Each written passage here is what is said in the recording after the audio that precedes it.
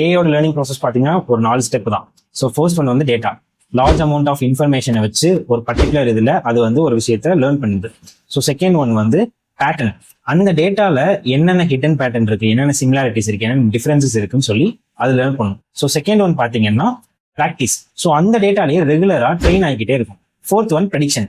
கம்ப்ளீட்டாக ட்ரெயின் ஆனதுக்கப்புறம் அந்த மாடல் ஒரு ப்ரெடிக்ஷன்ஸ் வந்து கொடுக்குது. ஸோ அந்த ப்ரெடிக்ஷன்ஸ் எல்லாம் நம்ம இந்த ரெக்கமெண்டேஷன் சிஸ்டம், சாட் பாட்ஸ் இது எல்லாமே ஆக்சுவலாக ரன் ஆகும். ஃபார் எக்ஸாம்பிள், நீ ஒரு கிரிக்கெட் ஃபேனுக்கு ஏஐக்கு எப்படி தெரியும்?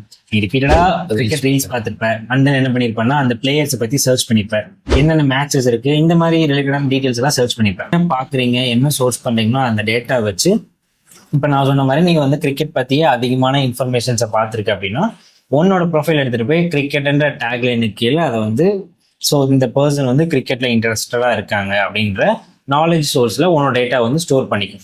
ஸோ அதுலேருந்து தான் உனக்கு அந்த ரெக்கமெண்டேஷன்ஸில் கிரிக்கெட் ரீல்ஸ் வருது.